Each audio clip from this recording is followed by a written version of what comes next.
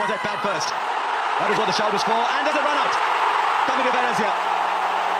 कहते हैं क्रिकेट एक खेल है, लेकिन भारतीय क्रिकेट के इतिहास में हमने इस खेल को जंग में बदलते देखा है।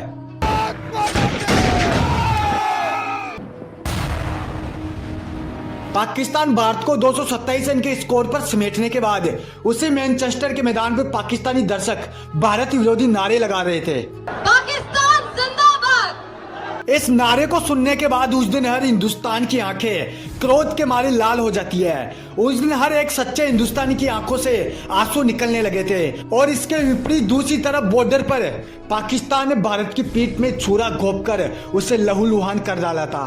मेरे भाई, आज की एक कहानी है भारत के आत्मविश्वास, उसकी इज्जत और उसके प्रतिशोध की।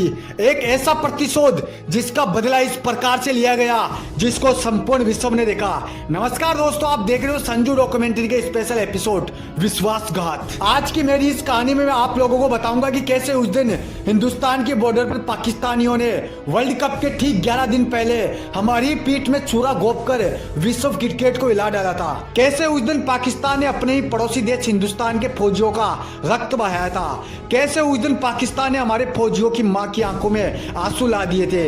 साल 1999 और इसी साल 14 मई से प्रारंभ हो रहा था क्रिकेट का महाकुंभ यानी वर्ल्ड कप।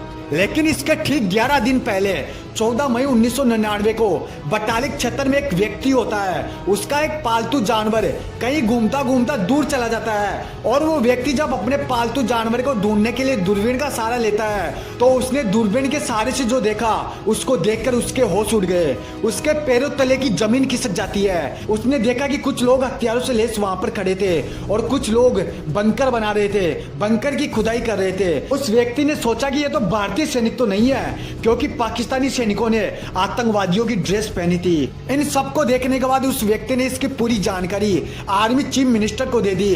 जब आर्मी चीफ मिनिस्टर ने अपने सारे फौजियों को ले जाकर वहां पर देखा तो उसने देखा कि यार ये तो कोई छोटी मोटी फौज नहीं है। हजारों की तादाद में पाकिस्तानी सैनिक और आतंकवादी भारत की सीमा में घुसपैठ कर चुके थे। इन चौकते पाकिस्तानियों ने हमारी भारत की सीमा में घुसपैठ करके हमारे साथ बहुत बड़ा विश्वासघात किया था। हमारे उस समय के तत्कालीन प्रधानमंत्री अटल बिहारी वाजपेयी ने पाकिस्तानी प्रधानमंत्री के सामने दोस्ती का जो हाथ बढ़ाया था, लेकिन उसके बाद भी उसने हमारे साथ विश्वासघात कर दिया था। और इसी साल 1999 को भारत और पाकिस्तान के बीच भयंकर युद्ध शुरू हो जाता है, जिसको हम कारगिल युद्ध के नाम से पुकारते हैं। इस युद्ध में हमारे कई हिंदुस्तानी फौजी खतरनाक पीड़ा से गुजर रहे थे। पैर में हाथ में गोली मारी, लास्ट में उसने यहाँ पे गोली मारी। इस कारगिल के युद्ध में हमारे कई फौजी भाई मारे गए, कईयों के भाई बिछड़े तो कईयों के पति, कई माओ के बेटे उनके आंचल से जुदा हो गए। ये युद्ध इतना भयंकर था कि इसको जिसने भी देखा ना मेरे भाई, उनके रूह कांप गई। पाकिस्तानियों ने हमारे साथ बहुत बड़ा विश्वासघात किया था। और इसी कारगिल युद्ध के माहौल के बीच 8 जून 1999 को मैनचेस्टर के मैदान पर भारत और पाकिस्तान के बीच मान और सम्मान बदले की जंग शुरू हो जाती है। एक तरफ हमारे हिंदुस्तान के फौजी पाकिस्तानी घुसपैठियों को भारत से खदेड़ने में लगे थे, तो दूसरी तरफ भारत के ये 11 खिलाड़ी पाकिस्तान को पराजित करने के लिए रणनीति बना रहे थे। आसमान में बादल और ठंडे मौसम के बीच भारतीय कप्तान अजरुद्दीन और पाकिस्तानी कप्तान वसीम अकरम टॉस के लिए मैदान पर आ जाते हैं। सिक्के को उछाला जाता है और सिक्का भारत के पक्ष में गिरता है। भारतीय कप्तान ने टॉस जीतकर पहले बल्लेबाजी करने का फैसला लिया।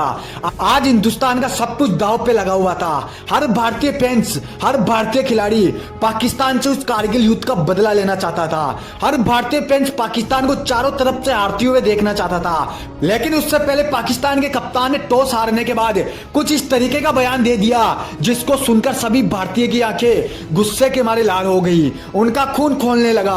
पाकिस्तानी कप्तान वसीम अकरम ने कहा कि हम इस मैच को एक प्रैक्टिस के तौर पर देख रहे हैं, हमारे से इस मैच को कोई भी नहीं छीन सकता।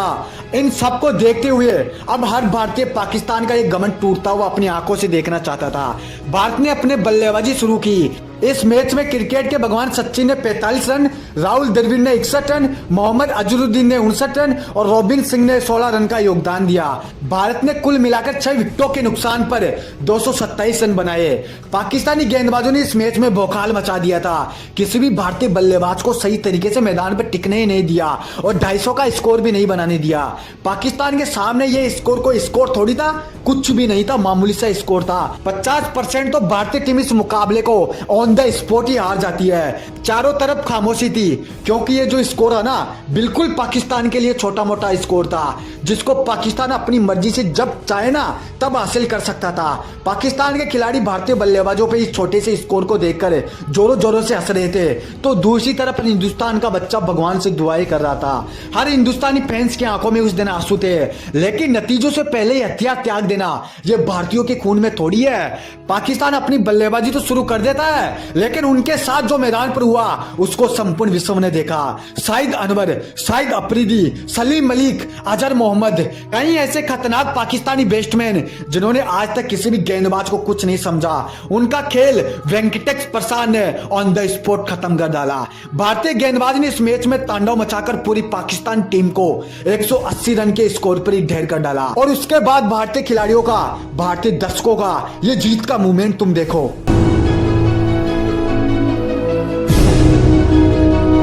कहते हैं उस दिन भारतीय टीम ने पाकिस्तान के खिलाफ यह मुकाबला जीतने के लिए अपनी जीत जान तक लगा दी थी। इधर भारतीय टीम की जीत हुई तो उधर बॉर्डर पर भारतीय जवानों ने पाकिस्तानी आतंकवादियों को खदेड़कर हिंदुस्तान का झंडा फहरा दिया। मेरे भाई आज जो सच्चा हिंदुस्तानी होगा, जो भारतीय टीम से प्यार करेगा, वही इस वीडियो को लाइक करके चैनल को सब्सक्राइब करके जाएगा।